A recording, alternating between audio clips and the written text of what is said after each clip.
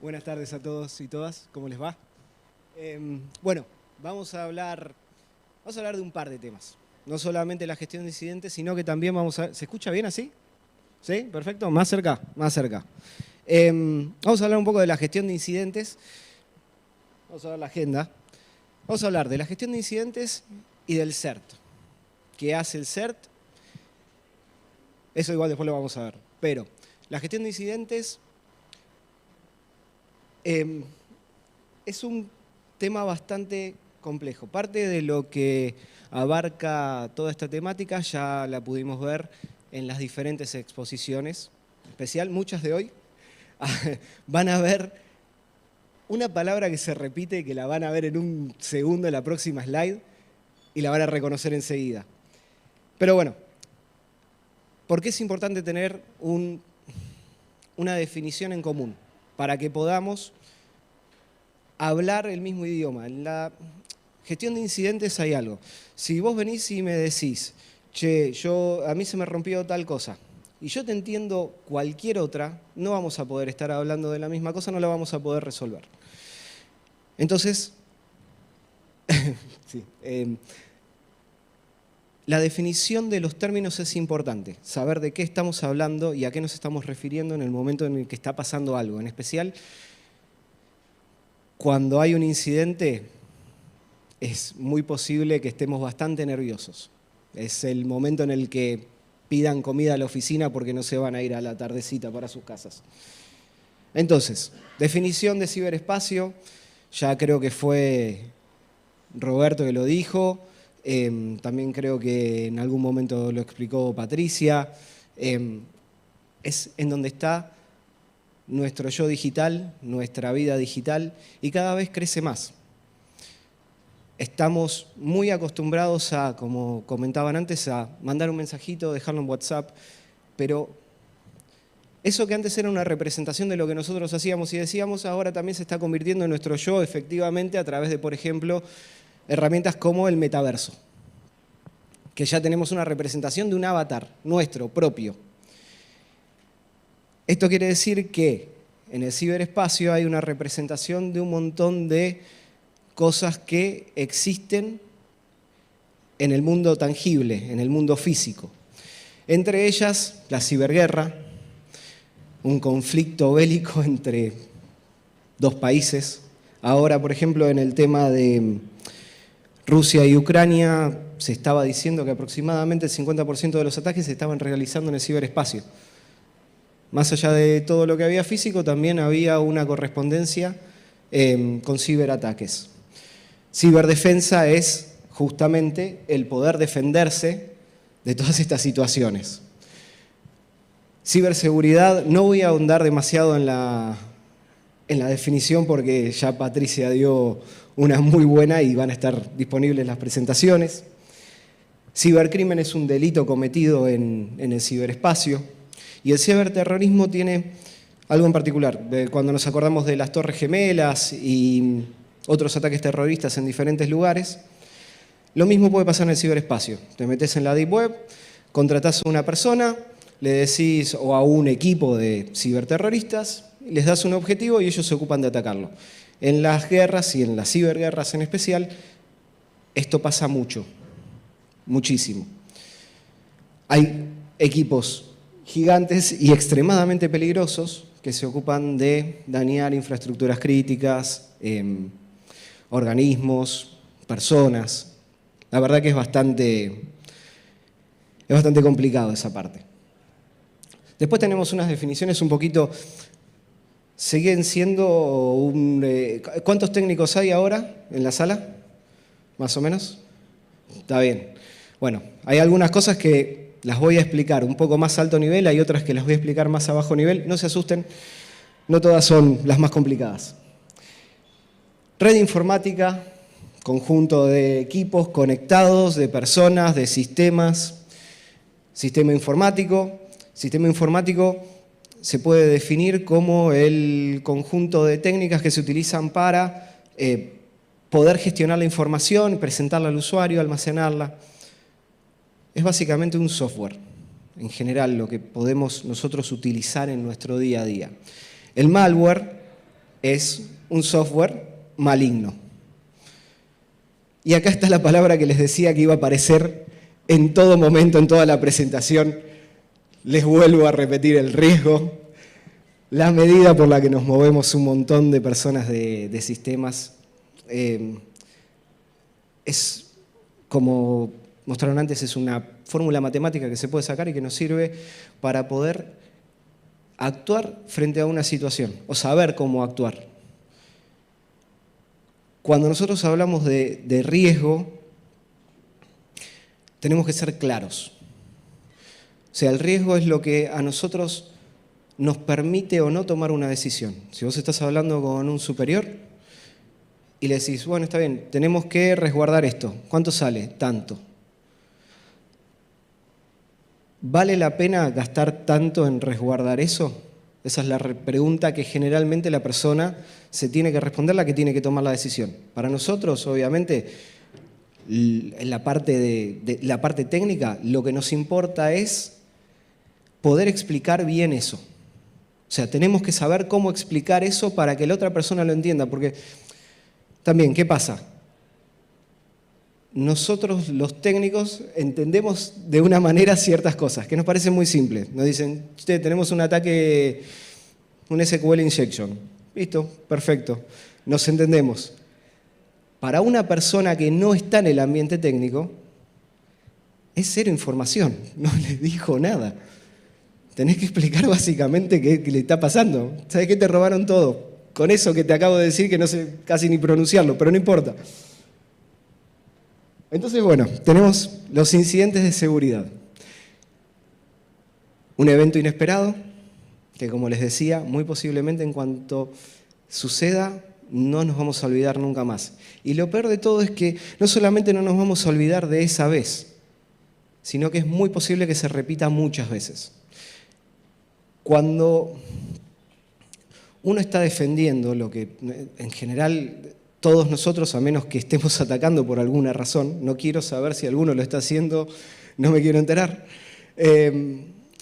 pero si alguien está defendiendo, nunca puede defender todos los frentes. Entonces, termina siendo inesperado, porque por ahí nosotros, por más que nos pongamos todas nuestras defensas en un área específica, no quiere decir que esa sea el área que vaya a estar atacada. Entonces es un evento inesperado que va a atacar redes, computadoras, personas, y que se va a valer de una vulnerabilidad para poder hacer un daño y que va a estar aprovechado por una amenaza. No entro tampoco mucho en las definiciones porque también en las diferentes presentaciones fue mucho lo que se habló y se ahondó en estas definiciones. Me quiero más que nada enfocar en lo que va a ser la gestión. Y un incidente informático, dependiendo en general del tipo, de la categoría y de la persona que lo está perpetrando, tiene un ciclo de vida. Son casi todos más o menos parecidos, por eso se utiliza algo que es más general y la verdad que cumple bastante con todos los casos. Se dividen en general en dos partes. Si bien son 6 pasos, los primeros 3 se enfocan más a algo de campo, algo más de análisis, de estudio. Y hay que dedicarle un buen tiempo a esto, porque no solamente te ayuda para el incidente específico, sino que también ayuda para el conocimiento y la experiencia para los próximos incidentes. Y repito, que alguien haya sido atacado una vez no lo protege, no genera inmunidad del ataque, se los puedo asegurar. Van a volver a ser atacados. Y hay mucha gente que está siendo atacada y no lo está sabiendo tampoco. Entonces, dentro de lo que son las primeras 3 etapas, tenemos la de la preparación. La preparación es previa inclusive al incidente y es básicamente lo que hacemos para aprender, es nuestra capacitación.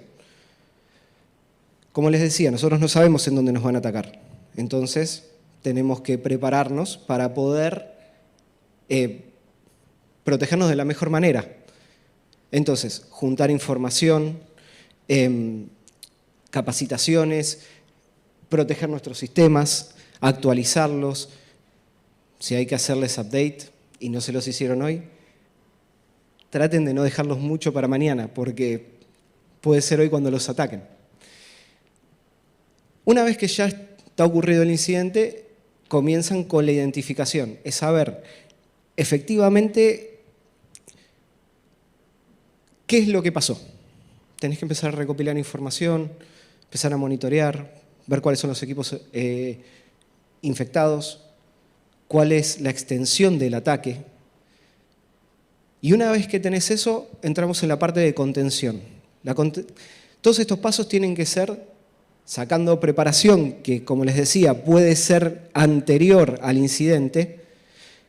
Los demás tendrían que llevarse a cabo en un tiempo bastante corto, pero concienzudamente, no por hacerlos rápido, porque ¿qué les va a pasar a todos? O sea, sufren el ataque y ¿qué les dicen? Reparámelo, no importa qué pase, por favor arreglame esto que está... El tema es, vos por ejemplo agarrás y decís, bueno, toda esta oficina está sufriendo un ataque de malware. Tengo todas las máquinas infectadas. ¿Qué hago entonces? Las clono, las restauro, las reinstalo. Listo, vuelvan a andar.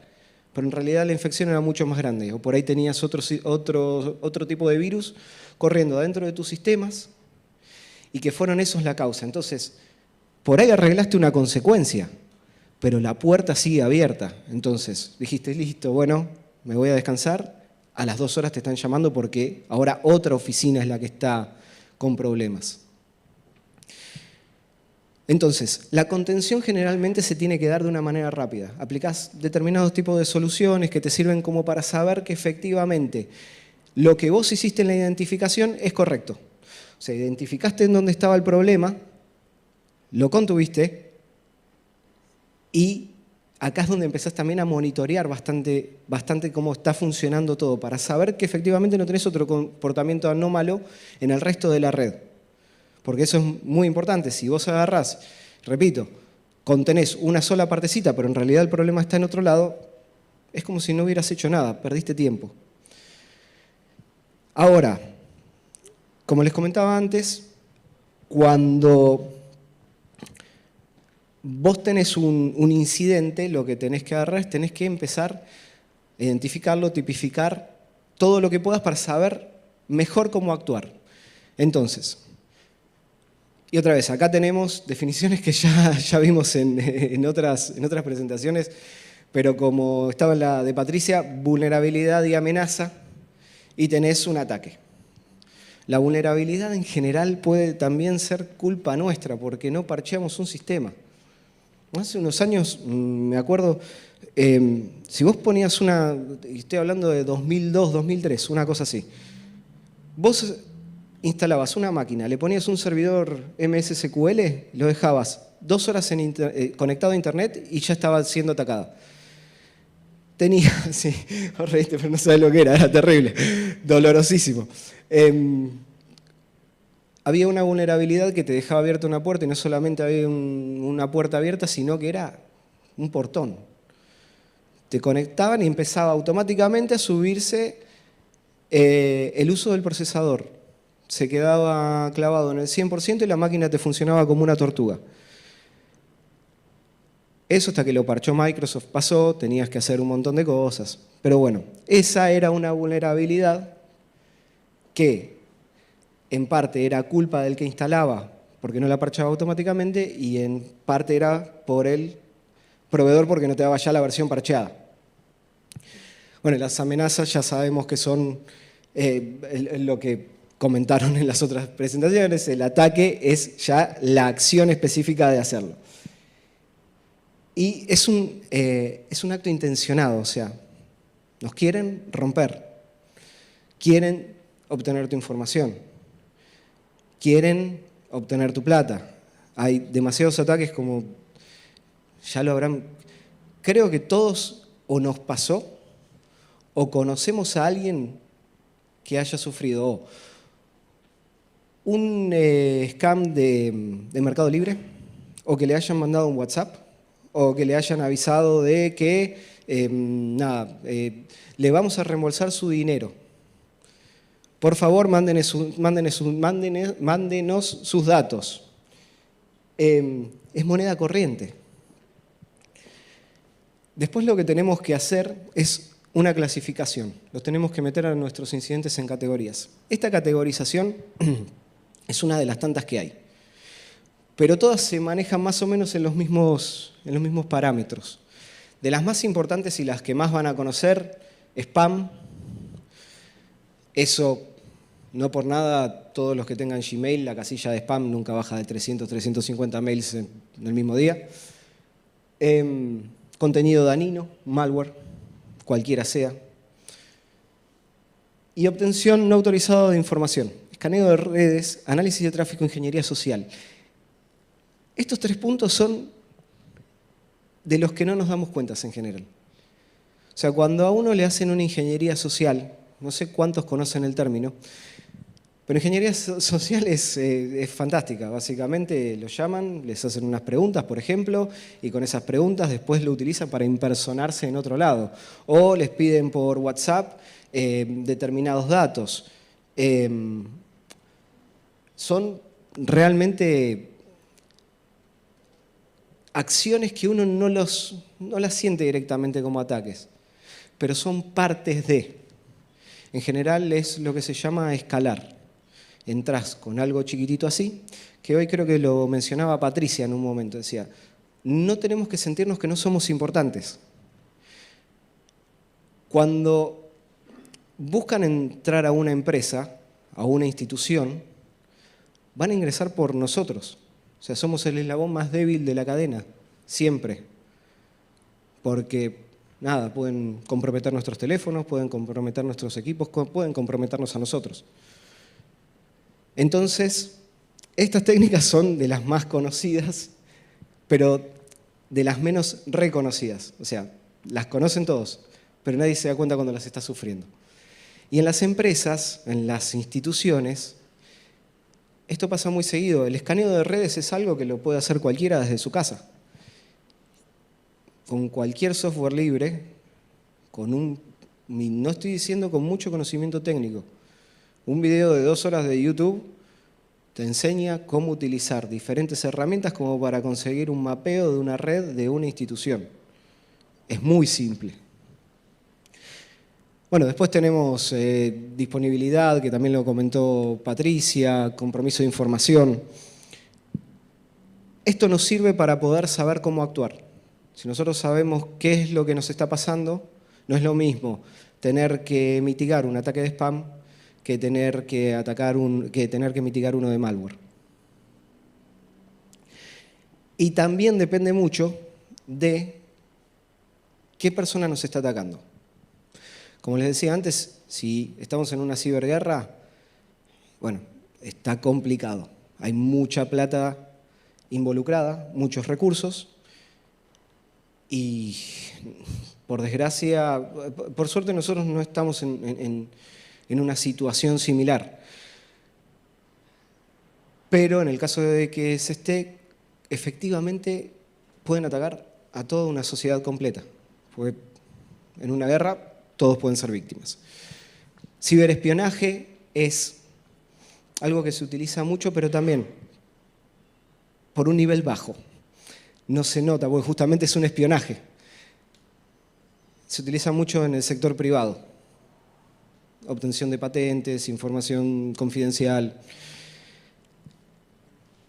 Ciberterrorismo, otra vez, es algo que puede ser una persona, un país, lo pueden contratar, se puede utilizar, ya sea para atacar instituciones, empresas, individuos. Cibercrimen es un poco más el día a día.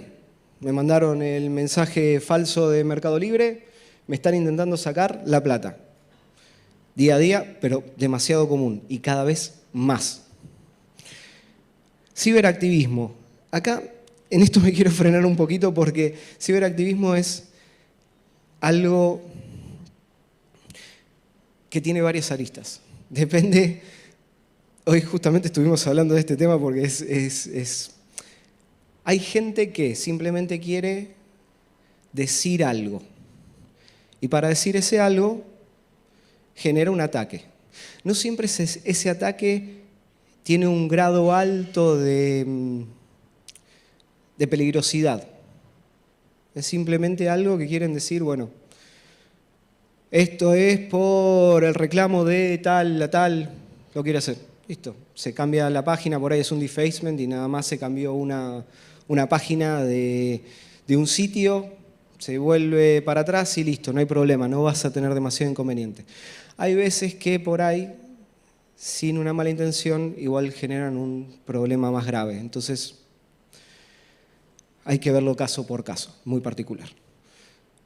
En el caso de la cibermalicia, son los chicos por ahí que están en su casa, están aburridos y están, a ver, mira, puedo entrar acá. Tac, entran, se ríen un poco, lo comparten con amigos, lo comparten en un foro y se acabó el problema. Por eso hay que encontrar muy bien qué tipo de persona es el que está atacando del otro lado. Si nosotros somos el objetivo de un ciberterrorista, hay que tener cuidado, muchísimo. Una vez que terminamos toda la primera parte, pasamos a la segunda. Ya tenemos contenido al problema, sabemos qué es, quién nos ataca y también sabemos que la solución temporal que pusimos en el paso anterior funciona. Ahora lo que tenemos que hacer es darle una solución final, una remediación efectiva. Esto sí ya puede significar muchas más cosas. Rearmar servidores, aplicar parches, reinstalar software. Una vez que terminamos la remediación, vamos a la recuperación, que es el paso en el cual tenemos que volver a poner todo online. Tenemos que volver a dejar todos los servidores accesibles, las páginas bien, los datos correctos. Hay veces que es complicado, hay veces que es difícil, pero bueno, tanto en esta parte como en la anterior, lo que también hay que tener muy en cuenta es documentar. Y ahora van a ver por qué en el post-incidente. O sea, la parte de documentación es importante en todos los casos. Creo que la gente que está acá del sistema saben que documentar no siempre se hace y es en general un dolor de cabeza. Pero es importante. Lo digo así porque la verdad es que sí, documentar es un garrón a veces, pero bueno, sirve muchísimo. En especial en este tipo de situaciones en las cuales vos tenés que compartir el conocimiento. Si vos no podés compartir tu conocimiento, no te sirvió de nada el aprendizaje que recibiste en esta situación. Entonces, en el post-incidente, sacás las conclusiones, compartís documentación, hacés reuniones, le avisás a los altos mandos de qué es lo que pasó, cómo se podría evitar. Vuelvo a lo mismo, no se puede estar 100% seguro. Siempre hay que estar preparado, no dormirse en los laureles. La parte de la comunicación es muy importante porque esto lo dijo un alto mando del ejército de Estados Unidos. 50% de las organizaciones fueron atacadas, el otro 50% todavía no lo sabe. Pero, efectivamente, hablando, che, ¿sabés qué? Recibí tal ataque. Bien, perfecto. Ah, no, yo todavía no. Por las dudas, revisa. Entonces, es muy importante poder agarrar y transmitir lo que nos pasó de una manera clara, de una manera concisa, de una manera certera. Me fui uno. Entonces, ¿qué es lo que tenemos que hacer y qué es lo que no tenemos que hacer en el caso de que haya un incidente? Comunicarlo siempre, principal, lo más importante. Hay que comunicarlo Más que nada por el segundo punto también, y eso se comentó. La información que manejamos muchas veces no es nuestra. Hay determinadas organizaciones que sí generan información propia, pero la mayoría está trabajando con información que no nos pertenece, información de la ciudadanía. Entonces, me robaron la base de datos de documentos. Tengo que avisarle a todos los posibles afectados de que sus documentos han sido comprometidos y que alguien puede estar robándole la identidad para algo. Entonces hay que saber efectivamente con lo que estamos trabajando, es muy importante. El apoyo de tus pares y apoyar en tus pares. El ejemplo que ponía antes. Sistemas, podemos tener un lenguaje que es un lenguaje aparte. Entonces, trabajar con gente de comunicación, con gente de protocolo, con distintas áreas que nos permitan también la información que nosotros vamos recopilando que sea accesible para el público en general. O sea, les tenemos que explicar qué pasó de una manera que no sea técnica al 100%. Si no, nadie va a entender. Van a decir, no, pasó eso, no es un problema. No, mentira, es un problema. Y compartir las experiencias. Armar las redes de confianza. Saber, poder hablar con técnicos, con no técnicos, explicar lo que pasó y escuchar lo que le pasó a otras personas. Y no decir, obviamente, eso va un poco en el no me va a pasar a mí. A todos nos puede pasar. Y va a ser mucho peor si en el medio dijimos, no te preocupes que nosotros, esto es infalible, es 100% seguro. No. No ocultes o modifiques los datos de la comunicación. Estos 4 puntos son todos muy parecidos y básicamente es decir las cosas de forma concreta y de forma segura. No digas algo que no sepas, no digas, me robaron 10 DNIs, si por ahí te robaron 10.000. Primero confirmalo y después decilo. Puedes comunicarlo. Sabelo lo que estás comunicando y aprende de eso. Es de lo más importante. Seguridad de la información. Hubo muchísimas y muy buenas definiciones de lo que se trata la seguridad de la información. La voy a pasar un poco rápido, pero confidencialidad, integridad y disponibilidad. No me quiero parar mucho en esta descripción, más que nada porque si bien estos son los 3 pilares en los que se basa lo que podría llamarse un sistema seguro, para poder encarar estas 3 áreas, necesitamos tener en cuenta estas otras 3 áreas. La seguridad es mucho más fácil hacerla desde el diseño. Si uno está diseñando un sistema y lo hace rápido, no aplica ninguna medida de seguridad. Cuando reciba el primer ataque, lo que va a tener que decir es cómo le ponemos seguridad para arreglar este agujero. Lo que en diseño te podría haber llevado 10 horas, en desarrollo en general te termina llevando 100. Y muchas veces no queda tan bien arreglado como si ya lo hubieras pensado de antemano. Una de las cosas que creo que hablaba Mateo, Internet fue creada de tal manera que técnicamente arriba se podían ir agregando mejoras. La ingeniería era correcta. Lo mismo tenemos que pensar con lo que se desarrolle, con lo que se solicita que se desarrolle o que se haga. Tiene que ser algo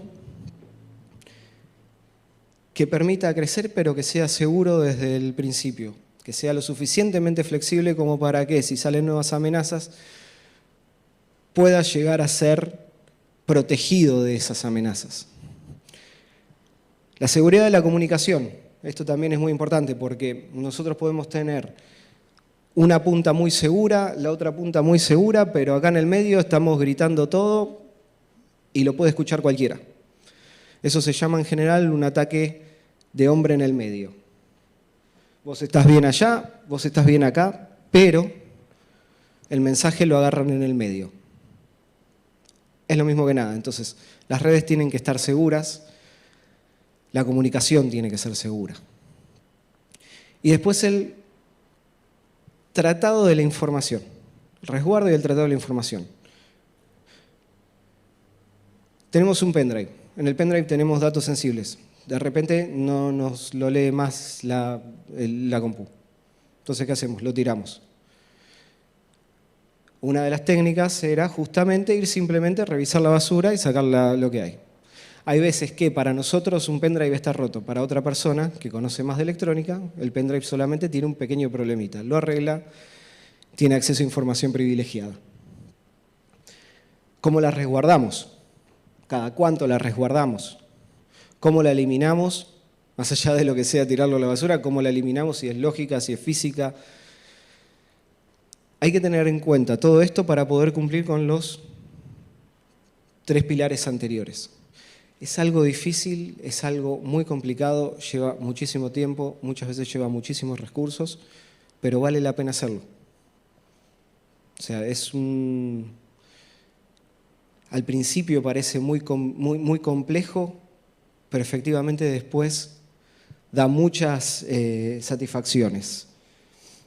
Acá dejo, esto lo van a poder ver después en la presentación, algunas leyes en las que se pueden apoyar o pueden ver, pueden estudiar de lo que ya tenemos nosotros a nivel nación. Ahora voy a hablar un poquito lo que es un plan de contingencia. Nos atacaron, ¿cómo resolvemos el problema? Para poder resolver esto, justamente armamos un plan, lo armamos de antemano. Lo armamos suponiendo que esto va a ser en un acontecimiento que es incierto. No sabemos qué puede pasar, no sabemos cuándo puede pasar, no sabemos qué magnitud va a tener. Entonces, ¿sobre qué nos estamos parando para armar este plan? Sobre la incertidumbre.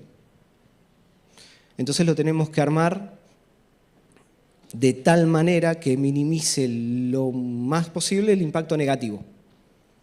No podemos prever todo, pero sí podemos dejar cierto plan de acción que puede funcionar en la mayoría de los casos. El plan de contingencia lo que tiene que tener de lo más importante son los roles y las tareas definidas. Está el ejemplo siempre de que se desmaya alguien en la calle, alguien lo va a atender, lo primero que tiene que hacer es señalar a una persona y decirle, vos vas a tener que llamar al 911 y decirle tal cosa. Si en un evento, en una contingencia, la gente no sabe cómo actuar, no va a actuar. Entonces, lo que nosotros tenemos que dejar muy definido es, vos vas a hacer tal cosa, vos vas a hacer tal otra, vos vas a hacer tal otra. Y obviamente esto tiene que venir acompañado de un compromiso de trabajo, porque si le decís, che, hacelo y se quedaron mirando, no sirve. Pero bueno, y después revisión y adecuación, porque cambia todo el tiempo la tecnología, no hay más que estar revisando y probando y viendo de nuevo. La identificación de activos. Esto es parte de lo que hablaba al principio. Como es un evento inesperado, no sabemos qué es lo que puede pasar. Lo que nosotros tenemos que hacer es identificar qué activos son los que nosotros queremos efectivamente proteger y basarnos en esos como para arrancar en el plan. Si nosotros sabemos cuáles son los activos que tenemos que proteger, sabemos cuánto nos puede costar, sabemos qué es lo que tenemos que hacer. Este es un ejemplo de un plan. No es algo en lo que se tengan que basar específicamente. Es simplemente un ejemplo. Tienen que tener en cuenta que estos pueden ser los pasos que ustedes pueden llegar a necesitar. O sea, como pueden ver, está la recuperación. Está un poco chico, ¿no? Pero si todo esto se cumple, tendrían que salir airosos de una situación. Y ahora voy a hablar un poquito de lo que es el CERT nacional. Acá justo ayer estaba hablando con Oscar, que me estaba comentando del CECIRT, que está a nivel provincial. Y bueno, el CERT nacional, CERTAR, se crea en el año 99, se llamaba ARCERT, al revés, y hoy me comentaban justamente que fue el primero en Latinoamérica. Con lo cual es, la verdad, que un orgullo nacional. Los que estamos en ciberseguridad, siempre desde que yo tengo memoria de conocer de este tema, el ser nacional siempre es como algo que se tiene en el corazón y que está siempre ahí, lo queremos. Después, bueno, en el 2011 se incluyen infraestructuras críticas, cambia de nombre en el 2013 y ahora tuvo modificación en el 2021. Yo les agrego, yo estoy empezando hace poco a trabajar en el CERT y lo estoy conociendo. Muchas de estas cosas las estoy viendo y son muy, muy buenas, son increíbles, la verdad. ¿Qué hace el CERT? El CERT es un grupo de personas que se encarga de responder ante problemas de ciberseguridad. Si bien no actúa directamente sobre los organismos, lo que ofrece es una ayuda técnico-administrativa. Entonces, pasa algo, nosotros lo que ofrecemos del CERT es capacitaciones, conocimiento, compartir la experiencia, compartir nuestras redes, avisar de nuevos vectores de ataque. En Argentina el CERT nacional funciona un poco como un paraguas para todos los demás CERT. Formamos parte del FIRST, que es un organismo que agrupa muchísimos CERT a nivel internacional, y ahora al CECIRT Américas, que es lo mismo, pero en un nivel regional. La verdad que el grupo es muy lindo de gente y se están haciendo muchas cosas muy interesantes en muchos niveles. ¿Cuáles son las áreas de acción? Hay varias. La mayoría son de manejo de incidentes, manejos de eventos, compartir conocimiento, crear capacitaciones, generar informes, que ahora los vamos a ver un par de resultados de los últimos 2 reportes que se hicieron. Pero lo que más le interesa por ahí al CERT es generar una red, generar algo que permita que, por ejemplo, Oscar se entere también de cosas que nos enteramos nosotros por alguno de nuestros compañeros u organismos en otros lados, y a su vez nosotros enterarnos de lo que pasa acá. O sea, él recibe un ataque, nosotros lo ayudamos, nos fijamos cómo enfrentarlo, qué es lo que aprendimos, cómo crecer en conjunto. Una de las cosas más importantes que tiene esto es poder, efectivamente, ciberseguridad es la única forma que tenemos nosotros de defendernos mejor es compartir información. No tenemos otra forma. Es un problema estar a la defensa. Estar defendiéndote, no sabes en dónde te van a atacar. Entonces, la mejor forma es ser muchos. Tener una red de confianza. Eso es lo que nosotros queremos y lo que nosotros forjamos. Estos son algunos de los datos. Los informes están disponibles online. Sinceramente se los recomiendo para que los lean, porque tiene un montón de información que no es conocida y que es muy interesante. O sea, por ejemplo, si ven ustedes acá, el sector de finanzas, entre el segundo semestre del 2020 y el primero del 2021 se duplicó. La cantidad de ataques que recibió es increíble. Y ahora en la diapositiva no me aparece la cantidad, pero creo que esta estaba en 100 y algo en 2021, 2020 la cantidad de ataques, y en 2021 estaba 3 veces más. El año de la pandemia, todo lo que contábamos Fue increíble y bastante aterrador, la verdad. Y acá tenemos el top 3 de los ataques. Como pueden ver, phishing, fíjense, de 66 a 247. Y esto es hablando de dependencias nacionales. La cantidad que creció es increíble. O sea, cualquiera de nosotros acá podemos ser víctimas de phishing. De hecho, yo creo que recibo 1 por mes, pero mínimo. Hay algunos que me los guardo, inclusive hasta les contesto. Intento tener conversaciones con la gente para ver qué hay del otro lado. La verdad me interesa. Sí, en algún momento me voy a poner a tener una conversación con esos que dicen tengo a mi tío que se murió y me dejó 150 millones de dólares. Un día me voy a poner a hablar con esa gente. Pero realmente les recomiendo que vean esto. Ya siendo técnicos o no técnicos, no importa, la verdad que los informes están hechos en un lenguaje que los pueden entender todos, son muy didácticos porque se aprende un montón y nos ayuda a todos a entender en la situación en la que estamos y a la que vamos. Se agarran los 2 informes y se ve la evolución de cómo fueron los ataques. Con lo cual nos permite también protegernos a nosotros como individuos de a pie. Porque después es un problema. Cuando ya nos robaron la plata, cuando ya nos robaron las credenciales, cuando ya pasó el ataque, aprendimos por las malas. La verdad es que en ciberseguridad siempre se dice que se termina aprendiendo por la parte mala. Habría que empezar a aprender un poco por ahí por la parte buena. Tenemos que estudiar, no, aprender simplemente de lo que ya pasó y actuar en consecuencia. Ya ahora, bueno, termino con la presentación. Muchísimas gracias a todos.